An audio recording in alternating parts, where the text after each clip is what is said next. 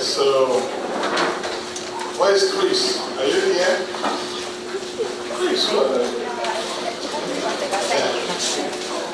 So that's good. So we saw a really social scientist talking, and now there's economists coming on board. So this afternoon is going to be all about behavior, people in models and how people behave. So I will start off with what I told Ingrid. I said I will start off with a traditional, conventional way of dealing with many agents in a model and people's behavior with some strong assumptions. And then Ingrid will come in with the more modern theory and ways of looking at these things. So game theory, we're going to talk about game theory. When you hear game theory, when I say game theory, what comes to your mind? Nobody wants to say? Fun, okay, fun. Cooperation. Huh? Cooperation. Cooperation, yeah, working together. Prisoners dilemma, how many people don't know prisoners dilemma in this room? Don't know. No wonder many of us get into the prisoners dilemma. So we'll talk a bit about that. That's good. I thought you talk of any of the games you are used to, card games and so on. But this is a bit more serious. So before we start, I have a little game for you to play. And this is a large group. So usually this is a two-person game. I'm going to give you the game now to play. Two-person game. So for example, Ingrid and Priscilla, just do that. Pair yourself up from here. Yeah, 2, 1, 2, 1, 2. 1, 2, so keep on. 1, 2, yeah.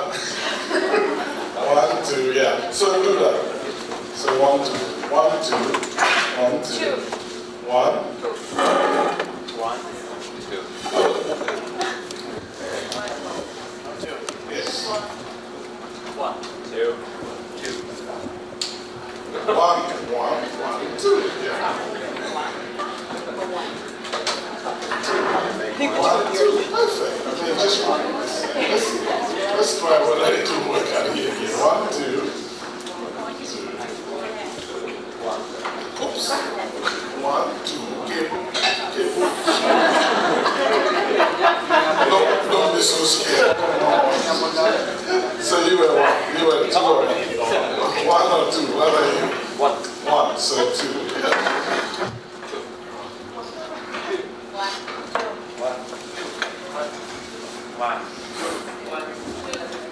1, 2, 2. Wow. It's so nice. 1, 2. Oh, you don't want to play. So you have your partners here. So this is the game, all right? I'm going to promise you $10.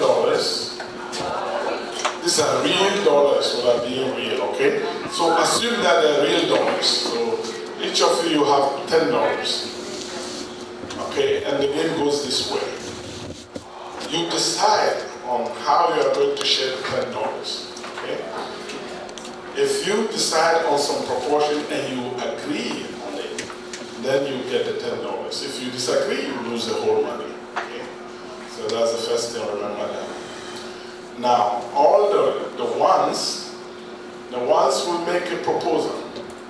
So if you are 1, you tell your partner, I keep X% of the $10 and you keep the remainder. So I can say I keep everything and you get nothing, right? For example. So you decide. And then number 2 will either accept or reject. Okay? And if number 2 accepts, then you share it according to that proportion. If number 2 says no, then you lose the money. Alright? Very simple game. Is that clear? Yeah. You have $10. Really believe that is $10. You can get almost a meal for $10. You can't believe it. 10 reals. Yes. We just got $14 meal. Those of us. So this is real stuff. Okay? So that's the game. You just have a few minutes to do this. Number 1's proposal. 10%, 50%, whatever. And number 2, accept or reject. And then we get a few of the results.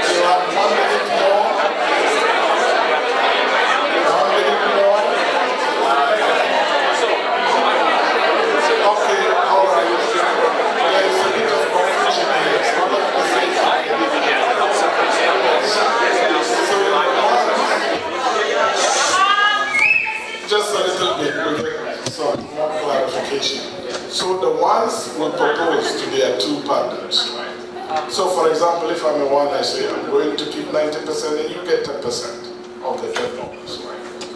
And the 2s will say, I accept or I don't accept. So if you accept, then I keep the 90, you get the 10%. If you say no, we all go home with nothing.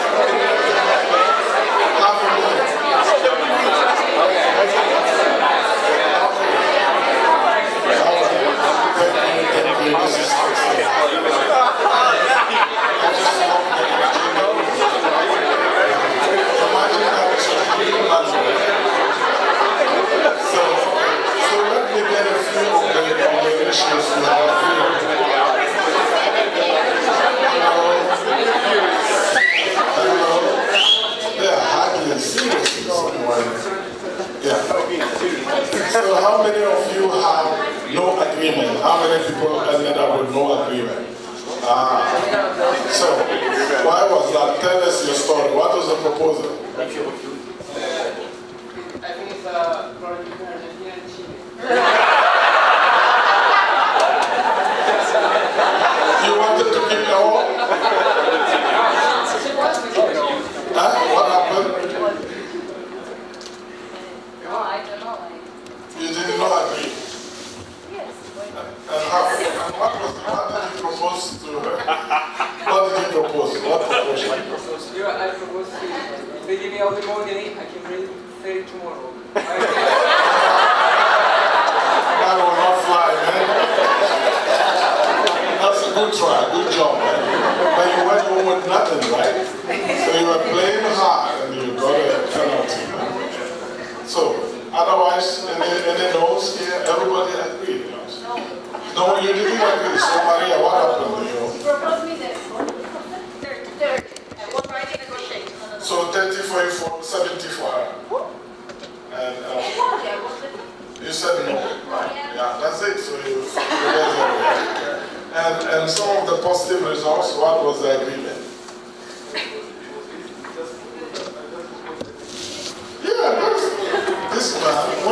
do that. You are not an economist. No, okay. And so it worked out. Any other ratios here? I'm getting 70. You're getting 70? Yes. Who was, are you an economist? Very generous. No, you are not generous, you are an economist. Because an economist will take 1 cent rather than go home with 0. Well, that's what I need to So- bread for. So the economics tells you that actually the proposer will propose 1 cent actually, and then keep everything. And because the person is rational and thinking economically, he or she will accept.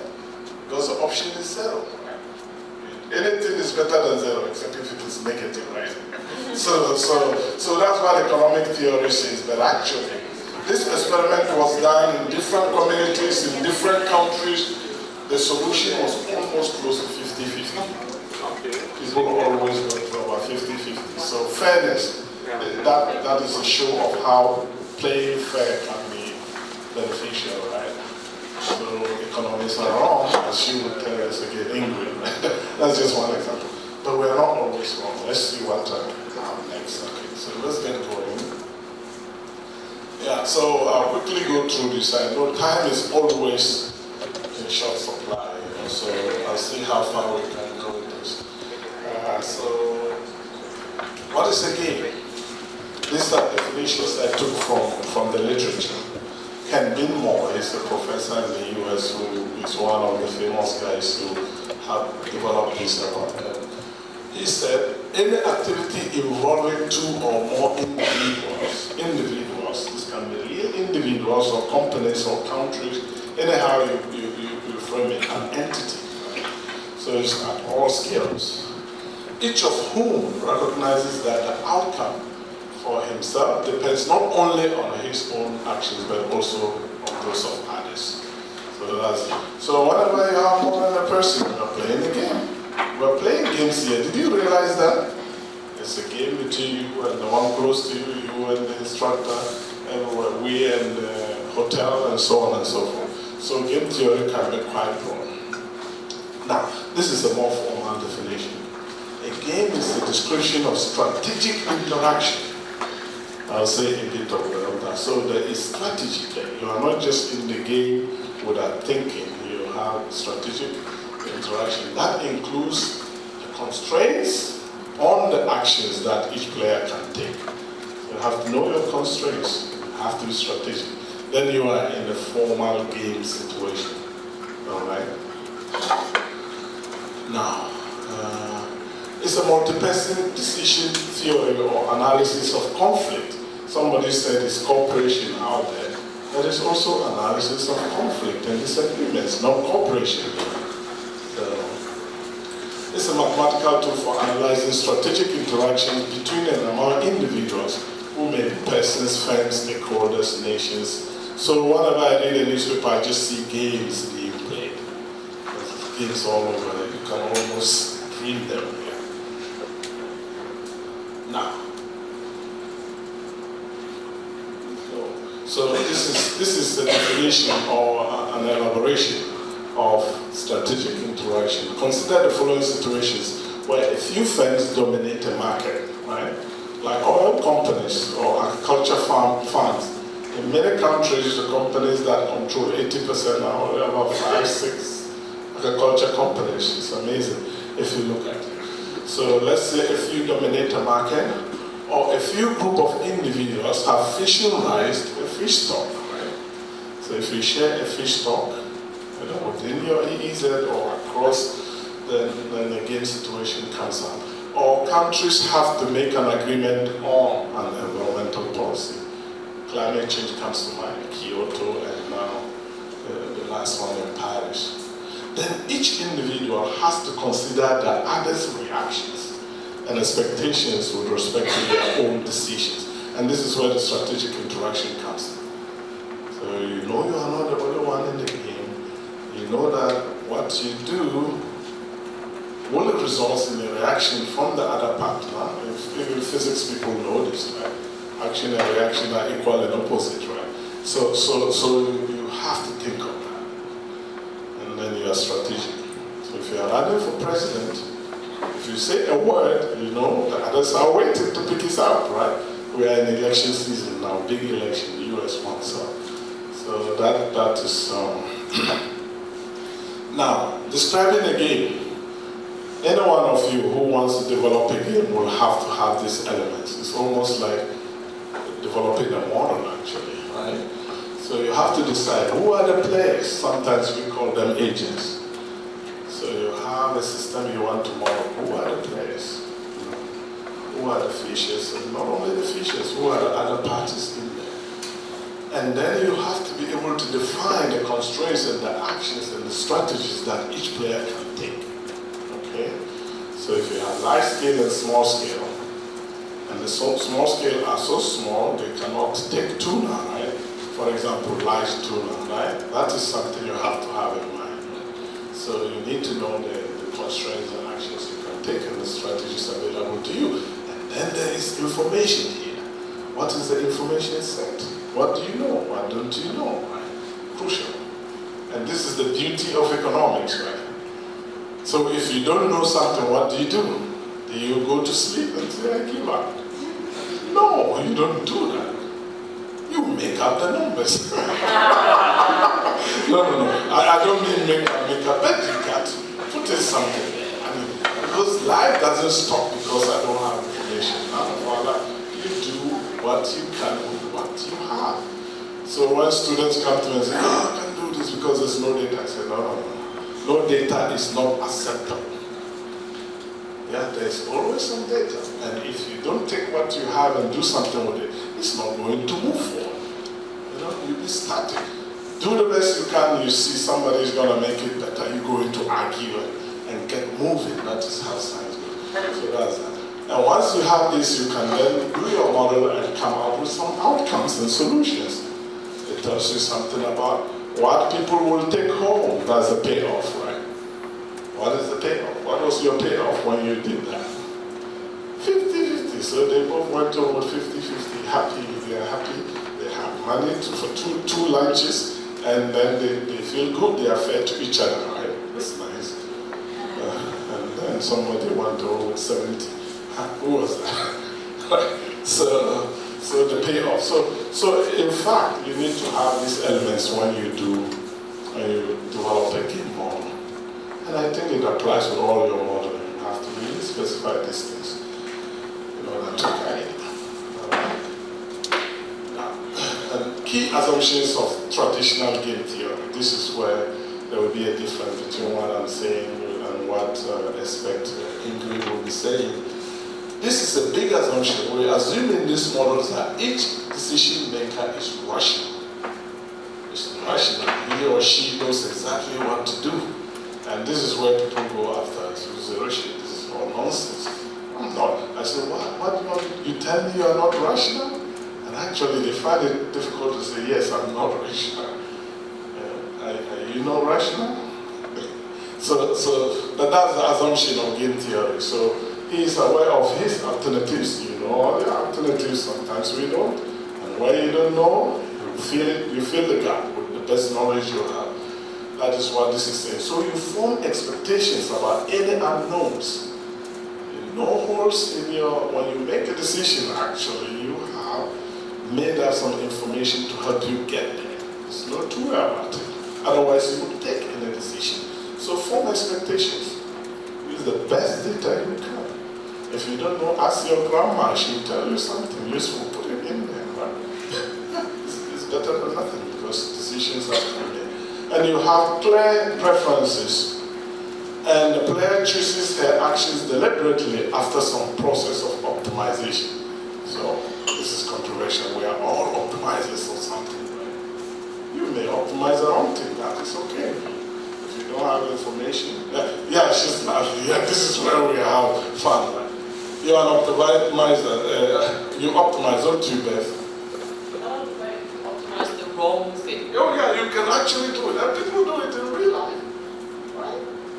Frankly speaking, this is life. So a lot of us optimize our own thing because we are misinformed or whatever. Maybe you are driving and you have too much alcohol, right? So the tire goes and you still keep going, right? You're optimizing, yeah, but it's the wrong, yeah. So, I didn't have any insider information, okay? Yeah, so that's that. Now, this thing I said is controversial. There's lots of argument in the literature. And something has emerged called evolutionary game theory that relates to English work. So there are people who question this. Because if you optimize wrongly, you are not going to get where you want to go, right? So people borrow from evolutionary biology to try to say, to ask questions. Do people really behave rationally? So they will do experiments on automata and all that, computer stuff, and start you doing all the wrong things and see where you will get to, right? And in fact, one of the big results that came out of this work is they agree that we are not always rational, right? We make mistakes.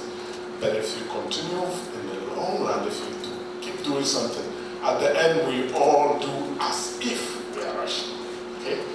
At the end, the outcome. Because if you are really terribly irrational, you get killed on the way. Sorry to say that. You just drop off. If you're a business and you keep running losses, for whatever reason, you're not going to go, right? So in the long run, you do as if. Yeah, that's all that I will say about your stuff. That's our connection. All right. And there are many different types of games. I just list them here for you to just get some introduction. Non-cooperative is when you don't work together. And that's big. In fisheries, we find a lot of open access. That's what happens. Either I get the fish or you get the fish or he gets, so you compete and you drive the whole thing to hell. You end up in something similar to prisoner's dilemma, right? So that's non-cooperation. But cooperative can be quite good. If you're able to do it, everybody can be better. The problem is it's so hard to do, right? Because you have to talk with people and sometimes we don't like talking with people. Or we don't know how to do it, right? So that's it. Zero-sum game. Who knows what that is? I want us to talk. Zero-sum game. I do this when I want to rest a bit. Yeah. The zero-sum game is a game in which you want to say very good. Sometimes positive or sometimes negative and totally the zero sum. Okay, that's a nice one. So if you have two players, right, and it's the case that what I gain is what you lose, or what I lose is what you gain, then it's a zero-sum game. If I get $1 more, you lose $1, so negative, positive. So the sum of the benefits of each player always ends up being zero. That's a zero-sum game. And this thing, game theory, where it started, the US military actually, they developed this thing to do wars, to know how to deploy soldiers and so on. And in the beginning, many theorists thought that all games were zero-sum.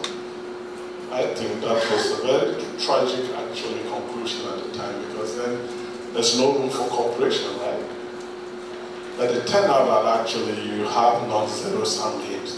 You have games where you can work together and everybody will get more. Fishing is a very good one, right?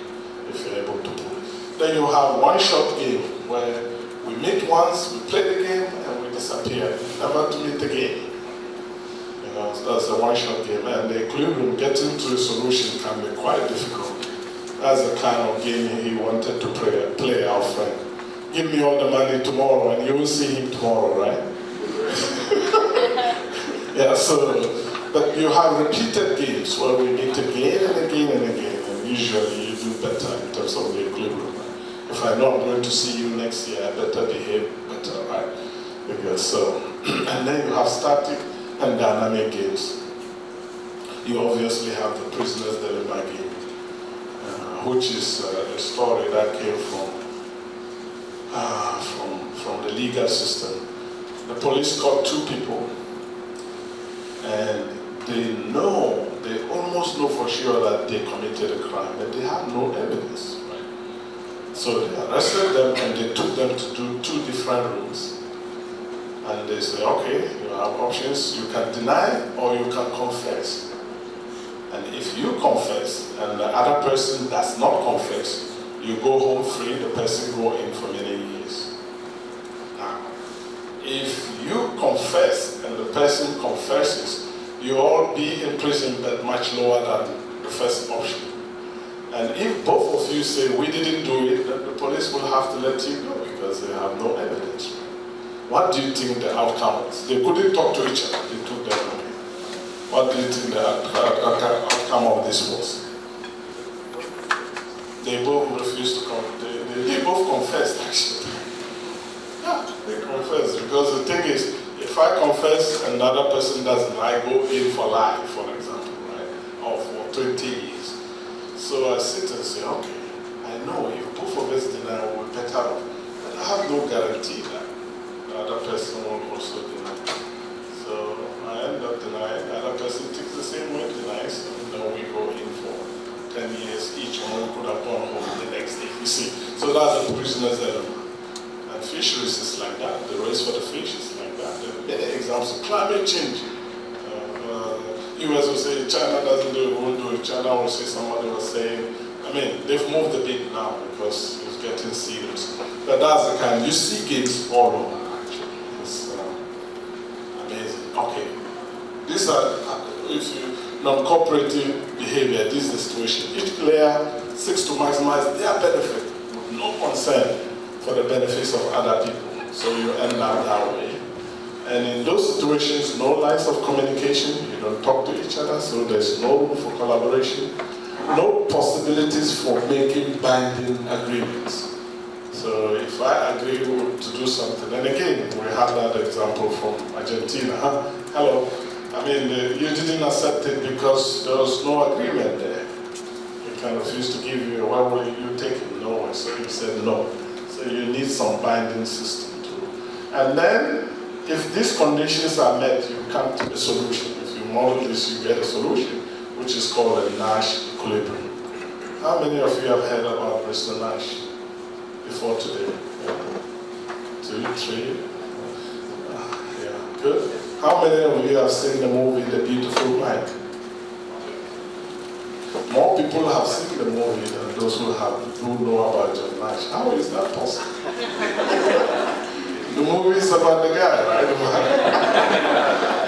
So make the connection now.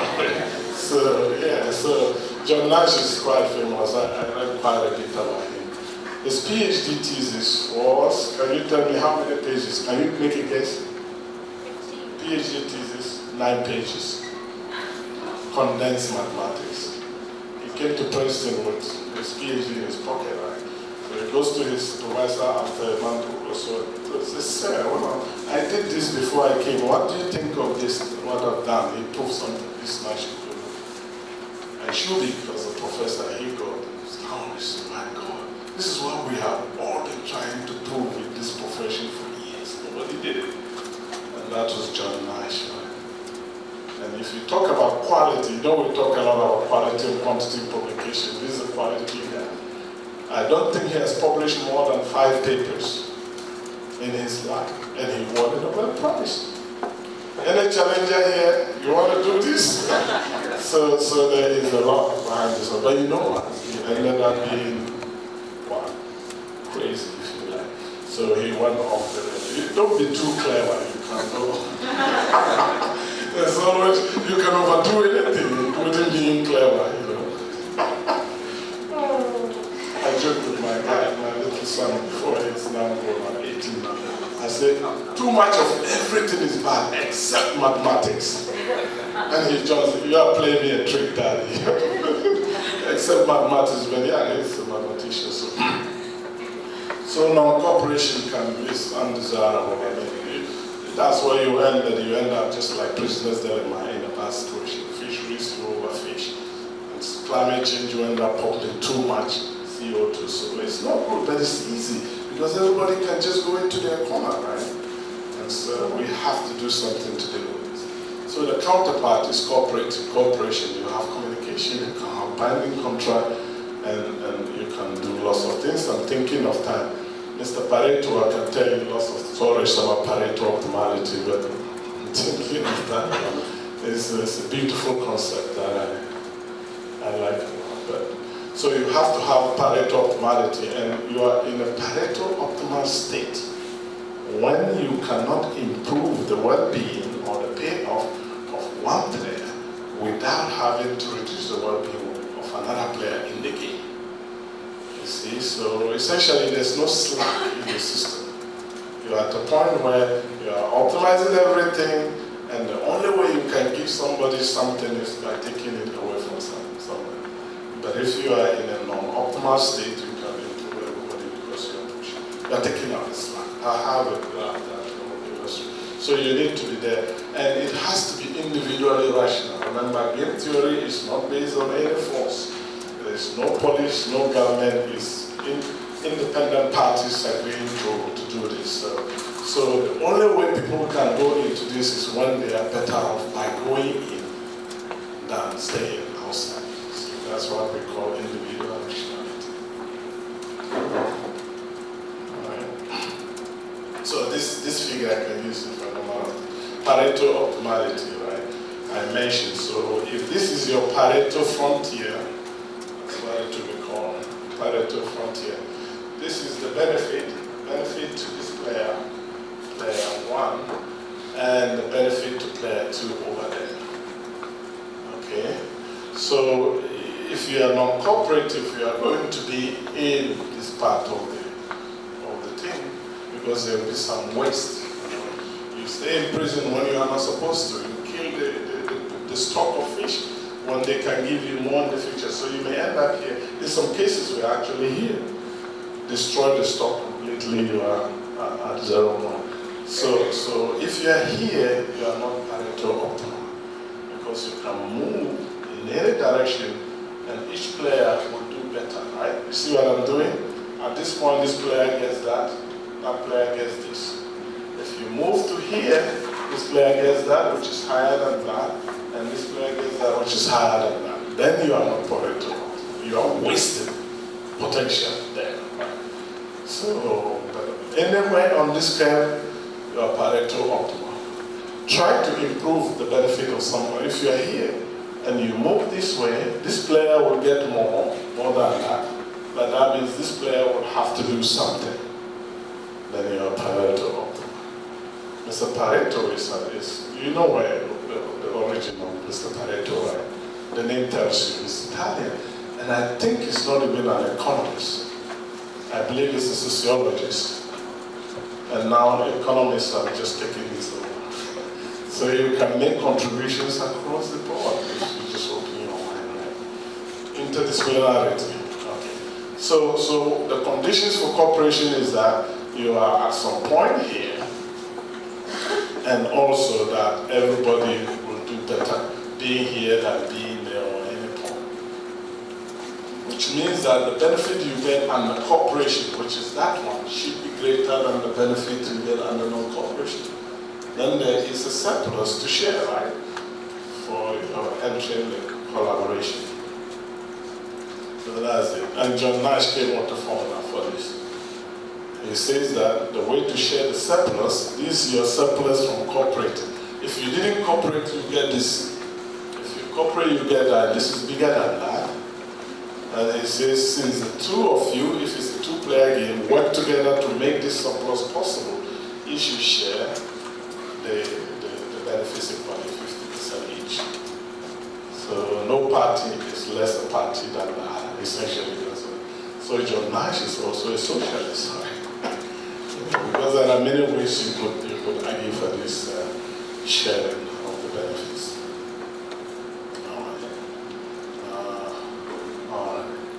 So that is the basic, very quick brush, given the time and everything.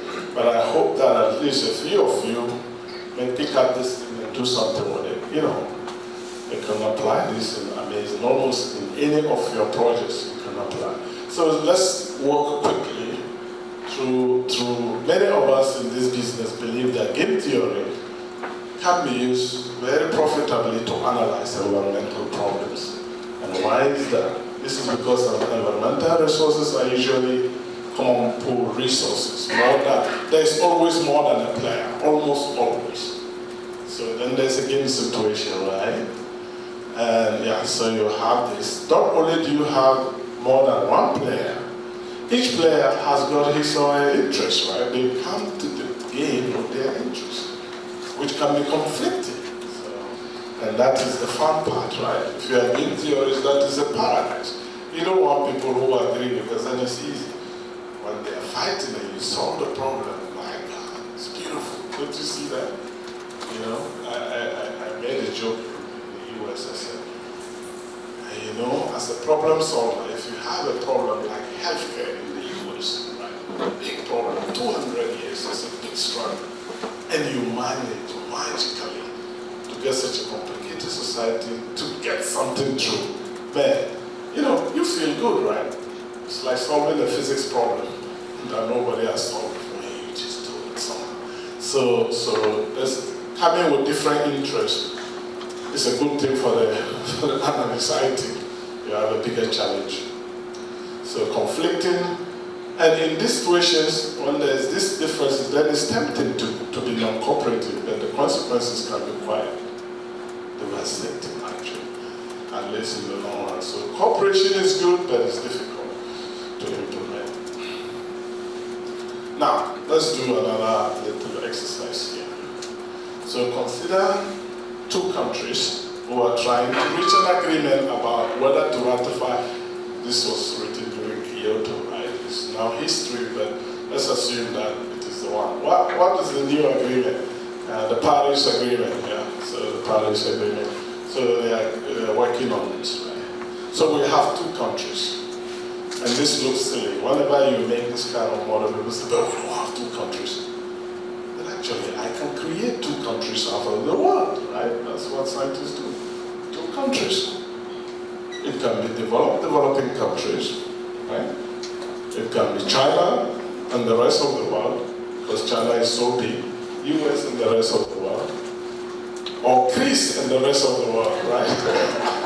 so you can really design this, and then it can tell you stories depending on what you're looking at. So two countries, and the strategies is emit at current level, so these countries are deciding their strategy is I continue doing what I'm doing, or we reduce emissions by 5%. So there are two things you can say, I continue or I agree to reduce, all right? So that's options available to them. Oh, that's too fast. So then the question is, what will these countries do? What will they do? Typically, you are two, pumping CO2, and you know it's bad for your country, for the people as well. You know something needs to be done. And you come together, you start talking, you want to do an agreement like this. And the decision is, will you say yes or no? Will you reduce emission or not reduce emission? I'll quickly give you these exercises and examples. So here is, I say, what will you do? But actually, you need a bit more information to be able to do this. And I've given you all that. The work has already been done. So you have two countries, country A and B, and each of them can either decide to go low emissions, reduce by 5%, or keep doing what they're doing now. And if you put up a model and do the calculations, this thing we call is the payoff matrix. Okay, that's a payoff matrix. So what this thing says is, if both countries agree to go low, country A will go home with a payoff of 4 units, $4 trillion, whatever, 4 units. And country B will go with 8 units of benefit. Okay? And this is determined by the country and so on and so forth, right? So that's the benefit. So this is your payoff. And if this B goes low and A goes high, A will go home with 2 units and B will go with 1 unit. That's what this, if they both go high, they'll be like the prisoners in a polluted world, more storms, more climate change and so on. So that's the payoff here. So what will these countries do? I told you the answer actually. I told you the answer. So when you have a matrix like this, the way to decide what the players will do is, you say, let's say country B decides to go low. Let's assume that country B decides to go low. What will country A do? Can anyone tell me? If this country decides to go low, then country A will go low. Did I hear low or high? Low. Yeah. So why will country A go low? Because 4 is more than 2, right? Remember, these are strategic economic agents, right?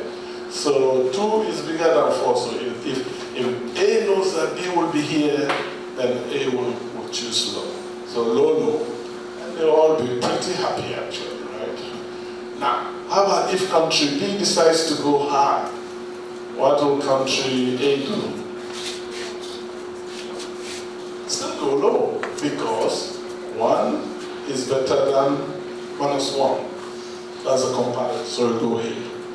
So A will go low, whatever B does, okay? Now, do the same for this one. If country A decides to go low, country B will go low, right? Because this is country A is here, so B will compare this and what, this and that, is it? And then it will be low. 8 is better than 4. Finally, if country A decides to go high, B will go low. This is beautiful outcome. So they will all go low no matter what happens. Then you will ask yourself, why is the world arguing so much? There is a reason. In this model, we are assuming there's no cost to reducing emission, right? It's all benefits. And then we all agree, but the reality is not the same, right? So let's go to the next slide. So here we introduce the cost of controlling the emission. Country A, it costs country A $3 per unit per year to clean up, in order to take it from high to low. And country B, $6. So country B is a high-cost country, right? Costs them high to do this. Can you give an example of a high-cost country in terms of reducing emission? And a high-cost country, from what you know and what you've read and what you think here. Which country will be typical and why? USA? Yes, USA. Yeah, USA is one. Why? It's highly industrialized, cars are all over and so on. Brazil could be a high-cost country because of the oil industry. Huh? So you can, and how about Sweden? Or Denmark? Denmark may be a low-cost country because they have a bicycle highway in Copenhagen, for example. Have you heard of that? They have a bicycle highway around the city that you just cycle. It's only but for cyclists, and it's so well done. You just love to cycle rather than take a car. So it will cost them less to do this because already they don't use big cars. So that's it. So you have these two countries. Now, if you take this information in, the previous state of matrix will be modified in this way. Look at this. If country A, the payoff goes from 4 to 1 unit, right? Because you have to take away the cost from the revenue. You remember our revenue equation? The benefit with that cost was 4, but now we know the cost is $3, so you end up with 1.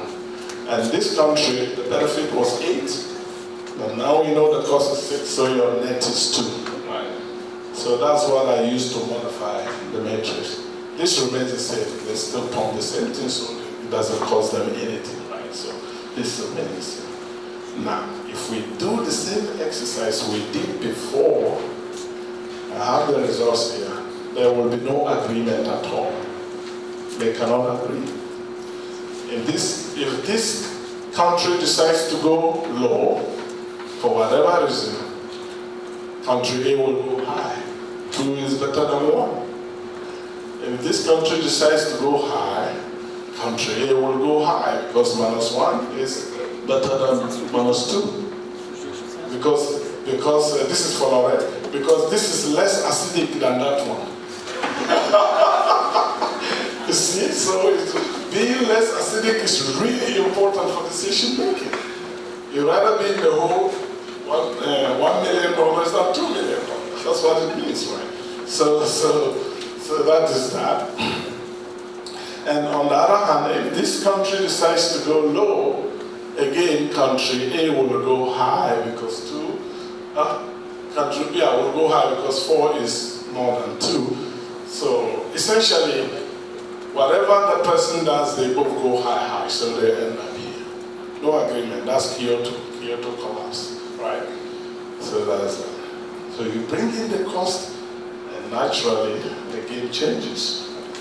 We don't like looking at benefits alone. You have to look at the cost too. Okay, finally, this is something interesting happens. Country A suddenly discovers a new technology that helps them to reduce their cost of controlling. So now, country A, the cost to it for controlling is just $1, not $3 per each. Whilst this country still has a high cost. What do you think will happen here? I already told you that. The crazy thing is that whilst country A will go low no matter what, because they don't gain by going high, because their cost is now so low, they will just emit less because it's not expensive. This country will still be pumping up, and they will go high. So they will end up actually, I think they will end up here. They will end up here. So you do the same experiment I've been doing, they will end up here. So the high cost country goes home with more benefits than the one that discovered the new technology, right? This annoys some countries a lot. We share the environment, so you find the technology, you are willing to push your country to reduce emission, but the others just keep pumping it out. So that's what happens. So it can be very frustrating for countries. So when I say technology, I'm not thinking big technology. It could be social norms. It could be that the country just arranges their economy such that they don't pump much. That's saying it's a technology too, right? How do you live your life without pumping too much? So that's some exercise. In a normal class, I'll let you do the exercise. I won't give you the answer, but this is not. We don't have much time. How do you feel? Any comment, any question? Too much economics? You want to say something? Is this all nonsense? Or tell it to me. It's fun actually. When you do a paper and you get an email midnight telling you, oh, I just saw your paper and it's all rubbish, you say, thank God, I've done something good, right? To keep somebody awake at that time, right? Then you get the challenge. You have to look at your work again, you get better. So that's a little model for you to, and this is how you set up simple. And I have an example of a paper in the folder that I applied this for Norwegian Barents Sea fisheries. There are applications all over. I even got a book actually in 2013. I published a book with the cases I've done around the world with this kind of model. All right, so if you are country A, you have the technology, you are reducing your demand, you have others who are messing around. On the first day, somebody asked a question about free riders, what do you do about them? So these are some of the ways that countries have kind of pushed each other to do the right thing, right? However you define it. So usually country A will try to employ moral suasion, you know? If you are dealing with a big country, you cannot threaten, right? You cannot force them, you shame them, right? So you use moral suasion. This is just not right. Don't you have any ethics? You know, that kind of thing. Yeah, so people use that actually. With countries like the US, Russia, China, you just have to find a way to get them to move because they can say no. Now, another thing you can do is to allow country B to adapt different targets. And this has actually played out in the climate agreements. Okay, India has lots of people who are below poverty line. They need to make some progress economically, improve welfare. So we give them some more years. I mean, Canada, cut your thing now, or in 2 years. India, you get 10 years to work your way through. So this is the kind of approach people use in developing countries. Sometimes you offer financial incentives, you know, and this is part of the package. Is it how many billion, $100 billion is put in there to help countries that are not in a good position to help them do that. And sometimes, you know this, you use sanctions and threats and so on. Sometimes even you go further than this, it's crazy. Sometimes you actually drop bombs. You know? So you use that. Technology transfer is used a lot. Where you have country B, which is country A, which is, no, B, which is high cost, you help them to give them technology transfer.